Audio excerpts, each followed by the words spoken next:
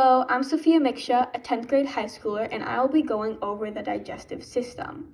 This video will cover components of the digestive system, its function, why is digestion important, what happens to digested food, the step-by-step process of digestion, peristalsis, what do the liver, pancreas, and gallbladder do, and an interesting fun fact, as well as leaving you off with a good tool to use to maintain a healthy digestive system.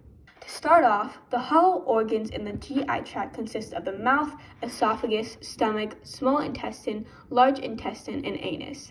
The liver, pancreas, and gallbladder are the solid organs of the digestive system that each play significant roles in digestion, which I will get to later. The function of the digestive system. Your digestive system breaks nutrients into parts small enough for your body to absorb and use for energy, growth, and cell repair.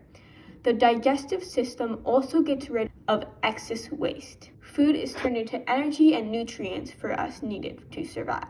Now let's go over a step-by-step process of digestion so that you understand how it works better. Digestion starts before we even eat. Salivary glands get active when they see food. Once we take a bite, the food gets chewed into small pieces with the help of our teeth and saliva. Once the food is small enough, we're able to swallow the food. The tongue passes the food through the epiglottis into the esophagus. The epiglottis is a small flap that folds over your windpipe as you swallow to prevent you from choking, which happens when food goes into your windpipe. The esophagus then delivers the chewed up food to the stomach. The stomach then uses its acid stomach enzymes to break the food down even further so that it can fit into the small intestine. Food in the stomach stays there for a while to get broken up. Typically, after you eat, it takes up to 6 to 8 hours for food to pass through your stomach and small intestine. The muscles of the small intestine mix food with digestive juices from the pancreas, liver, and intestine, and push the mixture forward for further digestion. The duodenum is the first segment of the small intestine, and it's largely responsible for the continuous breaking down process. The jejunum and ileum, lower in the intestine, are mainly responsible for the absorption of nutrients into the bloodstream. Contents of the small intestine start out semi-solid and end in a liquid form after passing through the organ. Once the nutrients have been absorbed and the leftover food residue liquid has passed through the small intestine, it then moves to the large intestine, which is also known as the colon. Food then enters your large intestine or colon for further digestion, absorption of water, and finally elimination of undigested food. It connects the small intestine to the rectum. It takes about 36 hours for food to move through the entire colon. After the waste makes its way through the colon, it gets removed from the anus as poop. Now let's talk about peristalsis. This is a really important concept that I wanted to go over because without it, we wouldn't be getting very far. The esophagus, small intestine, and large intestine all use peristalsis, which is the involuntary constriction and relaxation of the muscles of the intestine or another canal, creating wave-like movements that push the contents of the canal forward. The pancreas, liver, and gallbladder are very important. Let's go over their functions. First off, the pancreas secretes digestive enzymes into the duodenum that break down proteins, fat, and carbohydrates. The pancreas also makes insulin, passing it directly into the bloodstream. Insulin is a chief hormone in our bodies that metabolizes sugar. The liver has many functions, but its main job within the digestive system is to process the nutrients absorbed from the small intestine. Bile from the liver secreted into the small intestine also plays an important role in digesting fat and some vitamins. The liver also detoxifies potential harmful chemicals as it's able to break down many drugs that can be toxic to your body.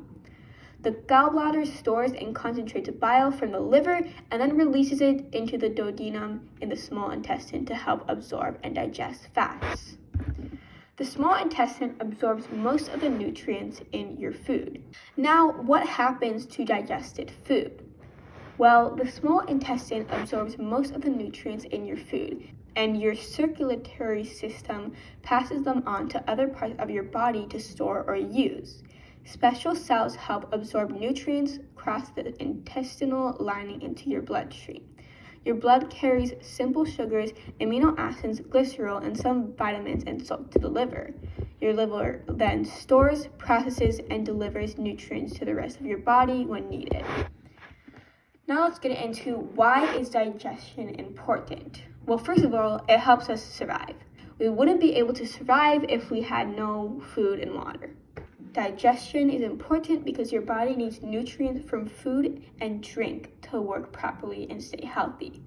Proteins, fats, carbohydrates, vitamins, minerals, and water are nutrients. Proteins break into amino acids, fats break into fatty acids and glycerol, and carbohydrates break into simple sugars. These are important as your body uses sugar, amino acids, and glycerol to build substances you need for energy, growth, and cell repair. Healthy digestion. The amount someone should eat in a day depends on a lot of factors such as gender, age, height, weight, and activity level. However, nutrition experts would recommend eating 3 balanced meals, 350 to 600 calories each, and 1 to 3 snacks per day, between 150 and 200 calories each. MyPlate is a good tool to use to see how many calories and how much of each food category you should be eating in a day. This tool also helps you to substitute foods for healthier options. For example, using chicken instead of beef, or getting 2% low-fat milk instead of milk with lots of fat. Because after all, the food that we eat is what circulates around our body, and we don't want to be giving ourselves too much junk. The link for MyPlate will be in the description of this video because I think it's a very helpful tool. Now onto our fun fact with a primary source. According to Tamara Duker-Fruman, cancer treatment can badly impact the digestive system as it can cause lots of bloating. She suggests switching to softer textured foods eaten in small, frequent meal pattern to be less harsh for the GI tract after or during cancer. So overall, this is a message to take best care of your digestive system depending on your situation and needs. Everybody is different and everybody is battling different conditions that requires different requirements. Thank you so much for listening. I hope you learned something new. If you have any questions, you can comment or email me and I'll get back to you as soon as possible. All of the sources I used are in the description along with the MyPlate tool. Thank you.